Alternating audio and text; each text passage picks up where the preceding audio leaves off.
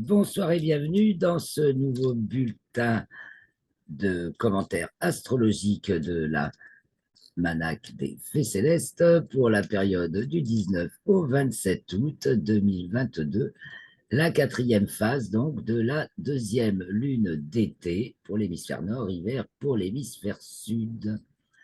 Eh bien, ce sont les commentaires astrologiques, donc nous allons parler du thème du dernier quartier de lune, le 19, de l'entrée du soleil en vierge, le 22, et de la nouvelle lune, le 27. Hein, le soleil entre dans le signe de la Vierge, le 23, qu'est-ce que j'ai dit, le 22. Donc nous allons regarder ces trois thèmes. Je partage l'écran. Et c'est parti. Nous voilà donc au dernier quartier, le 19 août à 4h35 TU, 6h35, heure française métropole. Que voyons-nous? Eh bien, nous avons la Lune à ce moment-là conjointe à Mars, n'est-ce pas? Donc, entre Uranus et Mars. Donc, Uranus toujours au nœud ascendant de l'orbite lunaire. C'est vraiment un décollage collectif. Ça concerne le collectif. Ça entraîne l'ensemble. Parce qu'on a eu affaire à un décollage de fusée et du gros lourd. Hein. On va regarder du côté de l'actualité astronautique également.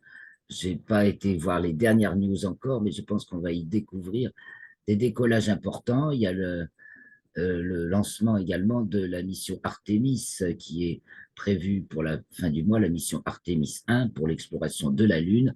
Première, Artemis 1, c'est sans présence humaine, c'est une mission de reconnaissance robotique pour préparer l'arrivée de personnes humaines sur une base lunaire, donc dans les missions Artemis 2, Artemis 3 qui sont prévues bien sûr ultérieurement. Donc, je pense pas mal à ça en ce moment.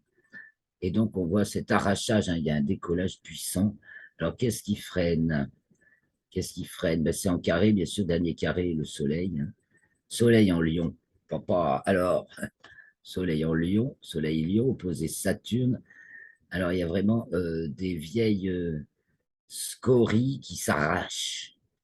Hein. Des vieilles scories, c'est aussi certaines c'est l'ego, le soleil en lion à l'ascendant, oiseau, avec une Vénus au cœur blessé en lion, là également, trigone Jupiter, énorme, une énorme affection, pas possible, qui peut fort préjudiciable, voilà, pour une broutille, Mercure, demi-carré de Vénus, Mercure en Vierge, franchement, que se passe-t-il? Désolé pour la chienne qui aboie. Alors, en héliocentrique, eh bien, on vient de passer donc la conjonction Terre-Saturne, c'est-à-dire en géocentrique l'opposition Soleil-Saturne, qu'on trouve donc pile sur l'ascendant. Donc, ça veut vraiment dire qu'on est dans cette... Il y a du décollage, vraiment du gros décollage qui se fait. Hein. Euh, Décollage d'illusion de l'ego, forcément, hein, il dégomme, l'ego est dégommé là. C'est l'être soleil lion honore son âme Verseau et le, le, le lion tient ses bienfaits de son Verseau d'esprit, le lion tient sa splendeur de son Verseau d'esprit, le Verseau ça ses bienfaits de son royal lui-même. C'est l'interaction lion-verseau, excusez-moi de la dire avec tant d'hésitation.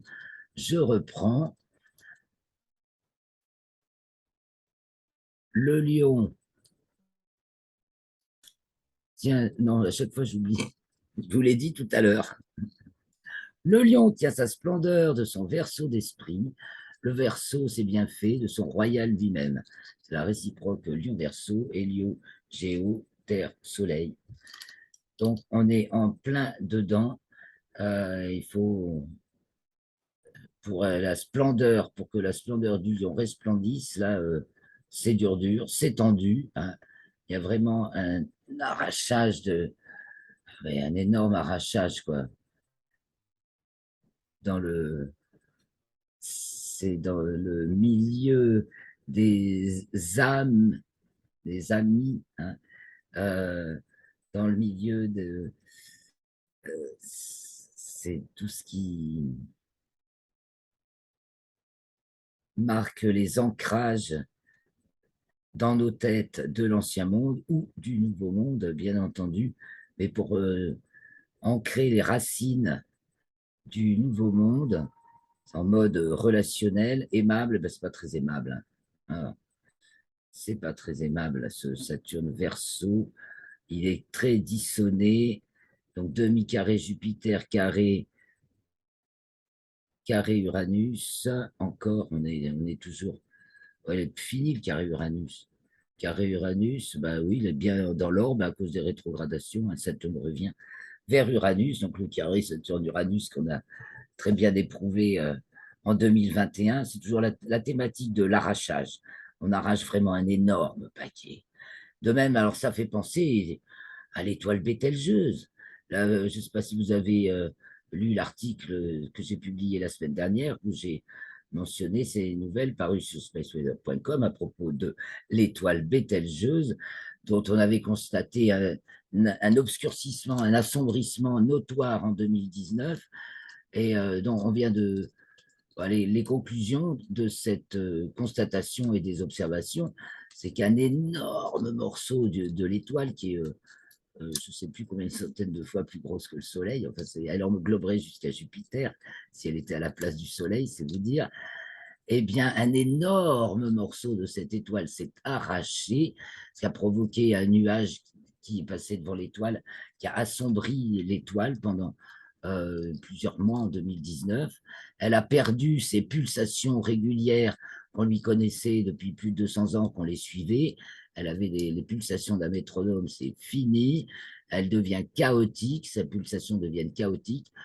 Euh, donc voilà, c'est très dans la thématique et on observe ça.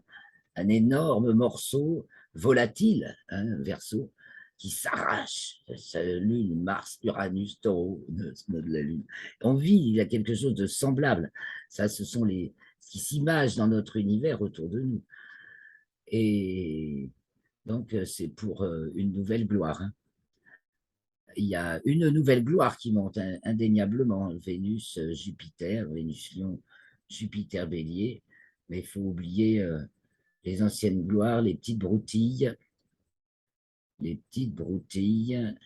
c'est en route pour la vérité, il n'y a que les vrais qui passent. Hein. Je vous remarquer que Pluton est un pivot harmonique remarquable, donc en trigone à Mercure, à Mars, à la Lune et Uranus, et au sextile à Neptune. La justice l'emporte. De toute façon, le dernier mot, c'est également ce que dit Saturne, pile au descendant. Hein. Et c'est face à la réalité, là. C'est face à ça décoiffe. Ah, ça décoiffe drôlement, même. Hein. Un vent pareil, ça vous arrache tout. Quelque part, enfin, ce souffle puissant de l'arrachage, ça crée un vent qui vous arrache tout. Donc, tout le monde a parlé, tous ceux qui parlent un petit peu des choses spirituelles, là, on parlait d'ascension, tout ce mois d'août. Alors, on va arriver on a, la fusée a décollé dans plein de domaines. Hein,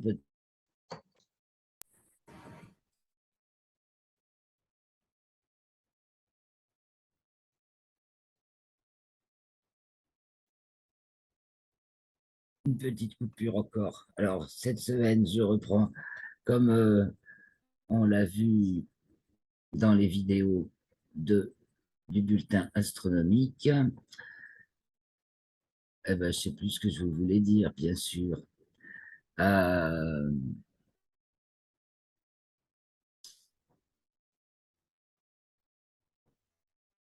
je vais continuer, c'est pas grave.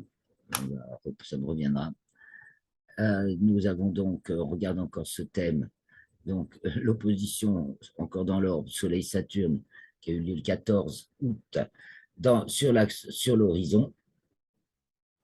C'est vraiment le gros dégommage. Et en 10, Lune, Mars, Uranus, 900 de la Lune, le décollage, une puissance énergétique phénoménale. Hein.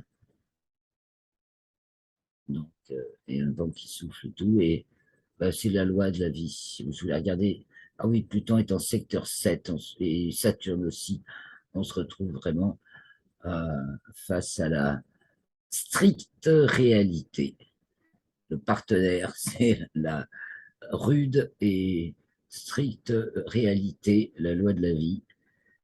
Et en 8, il y a tout un tas de bienfaits qui surgissent avec, qui nous tombent dessus. Mais ce thème est fortement tensionnel également. Hein. La période est vraiment, alors en sphère locale, hein, tensionnelle, mais il y a de la magie dans l'air.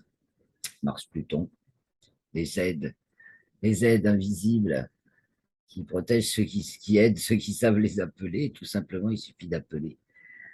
Et puis, Jupiter-Uranus, c'est quand même une convergence de la représentation intensive, donc une concentration du pouvoir à tous les niveaux, temporel avec Jupiter et spirituel avec Uranus, et Lune conjoint Mars, donc un double, une paire, hein, Lune-Mars, il y a une paire d'amis, et de la vérité, hein, pour traverser cette période hyper tensionnelle, où tout ce à quoi on était attaché, c'est tensionnel, hein. C'est tensionnel, ça passe ou ça casse.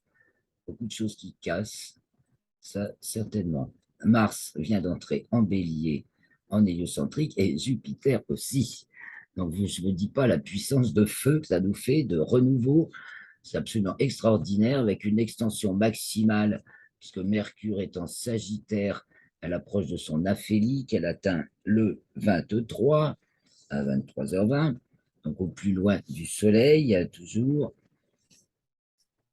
Donc elle reste toute la semaine dans le signe du Sagittaire, elle ne change même pas de signe en héliocentrique. Et nous avons, pour la détente, eh ben, un petit coup de pouce de Vénus et Uranus, qui met du charme et de la rondeur. Cette Vénus qui est en Lion en géocentrique et Cancer en héliocentrique, elle est maternelle, protectrice, elle fait du bien, mais elle est attaquée. Elle est attaquée par Mars Bélier. C'est pareil, il va falloir être dans la justesse pour que tout se passe bien. Et les justes sont aidés, portés et font un pas dans le nouveau monde avec Jupiter qui entre en bélier, en héliocentrique. Donc, c'est le moment charnière, car vous avez vu qu'en géocentrique, elle y est déjà depuis un moment, mais maintenant elle est rétrograde. Donc, elle va revenir dans le signe des poissons jusqu'en décembre, de fin septembre à décembre, je crois. Et vous retrouverez ça dans les articles précédents, c'est mentionné, la rubrique des planètes, la chronique des planètes. Et donc, elle reviendra ensuite en bélier quand janvier. Alors, ces derniers mois, nous avions la configuration Jupiter, bélier en géocentrique, poisson en héliocentrique. Et bien, à partir de maintenant, nous l'avons bélier, bélier, jusqu'à fin septembre, où on va se retrouver bélier en héliocentrique, poisson en géocentrique. Donc, ce que ça dit, c'est que on est dans une phase de démarrage de quelque chose, évidemment. Euh, Ça peut être comparé au raté du démarrage sur un véhicule, par exemple. On peut faire plusieurs essais. Bon, ben, en tout cas, c'est reculer d'un pas pour mieux sauter. C'est un peu pour bien entrer dans un nouveau cycle jupitérien, donc de 12 ans, qui marque, bien vous refaites 12 ans en arrière, hein, 2010, 2022, 2011, 2010, 2011 à 2022. Et bien maintenant, nous allons tourner la page on va entamer la troisième période jupitérienne du nouveau millénaire, puisque c'était 2000-2011 à peu près, 2011-2022, et voilà. Donc, du nouveau, avec Mars qui active, on est dans une période d'activation intense. Alors, cette semaine, hein, le Soleil entre dans le signe de la Vierge le 23 août à 3h15 TU, donc 5h15. Vénus est donc toujours dans le signe du Lion. Ce Soleil se trouve donc en maison 2, toujours aussi tensionnel, toujours encore en ordre d'opposition à Saturne et carré à Uranus. Non, pardon, à Mars. et carré à Mars. Mars qui doit approcher, qui a sa quadrature de Mars. C'est marqué dans l'article de la semaine dernière également. Donc, ça ne se passe pas du tout au même moment en géocentrique et en héliocentrique. En héliocentrique, c'est fait depuis longtemps. Mars, je le rappelle, sera à l'opposition au mois de décembre. Ce sera le mois de mars. Alors, est-ce que c'est que ce sera le printemps ou est-ce que, au contraire, ça va cartonner en froid ou en déluge?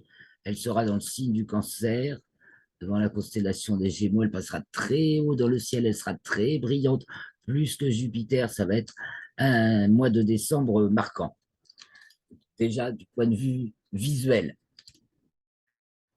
Eh bien, voilà pour cette entrée du Soleil en Vierge, donc il est marqué par Vénus en Lion à l'ascendance, c'est net, c'est la plus angulaire. Alors, en harmonique, nous avons Mercure avec Mars-Uranus, Mercure Vierge, ah ben on met un peu avec de la précision, et Pluton, voilà. On va être obligé de rentrer dans la précision pour que les choses se passent bien et que ce décollage et cette mise en orbite, donc maintenant, soit fluide, parce que euh, Uranus donc est stationnaire et son mouvement devient rétrograde jusqu'au 22 janvier. Donc après la fusée qui nous a arrachés, wow, maintenant on va retomber un peu. Et la Lune va dans le même sens puisqu'elle monte en latitude et elle monte en déclinaison en sortant des limites zodiacales copieusement. Elle arrive à sa déclinaison maximale à 27 degrés au-dessus du plan de l'équateur. C'est nettement au-dessus de 23 degrés, 26 minutes. Donc le 22 également, le jour de sa déclinaison maximale, voilà.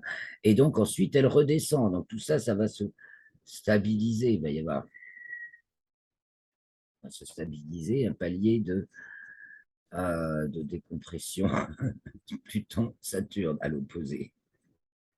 On fait sortir la vérité et toute la merde, excusez-moi, mais des grosses tensions avec Jupiter, avec Uranus, donc tous les pouvoirs se font décaniller. Et voilà, alors est-ce l'œuvre d'une Vénus aimante, Vénus qui va se trouver à l'opposition de Pluton, donc je t'aime moi non plus, c'est vraiment le thème, Vénus opposée, je t'aime moi non plus, c'est de l'amour universel. Bon, il y a une détente en plus de cette opposition par Jupiter et Neptune. On peut vraiment voir, penser à les, toutes les entités qui peuplent nos esprits, notre mental, et qui peuvent nous être d'une aide excellente si on sait les appeler. C'est une affaire de foi, beaucoup.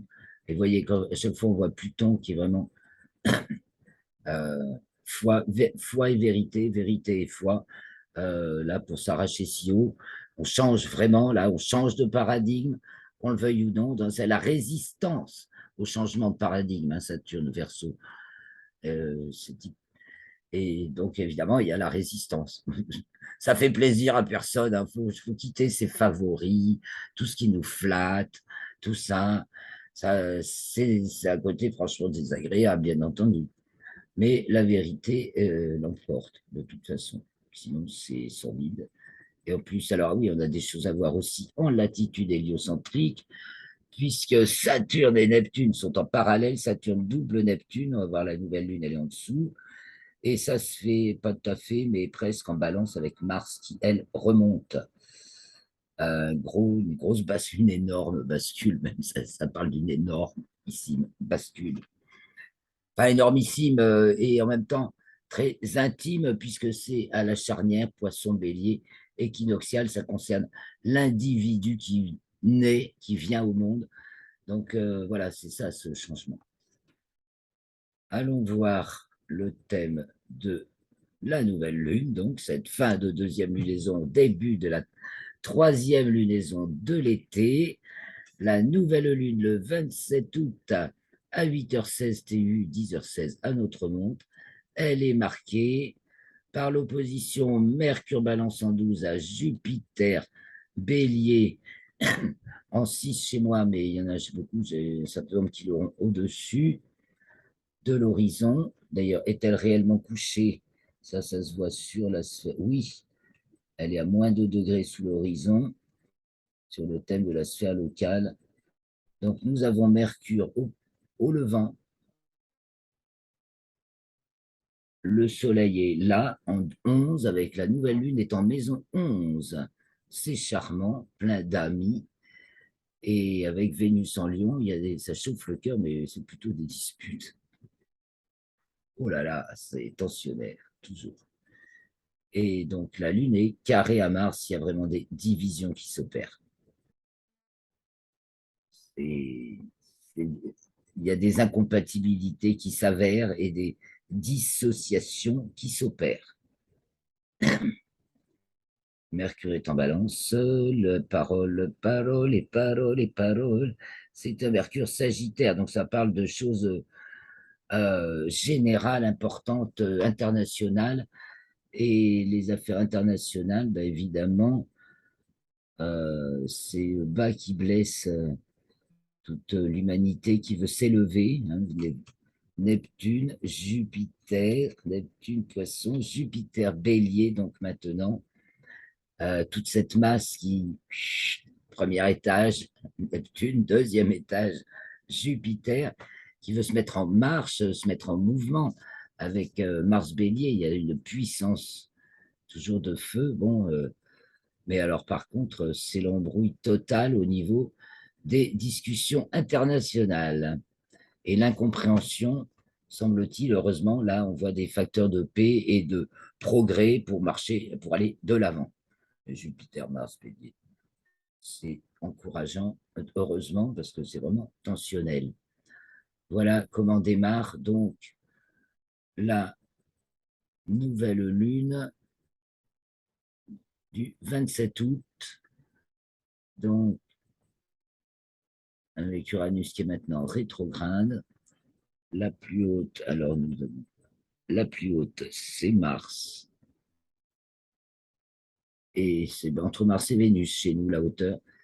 Euh, donc Mars en Gémeaux, pivot, euh,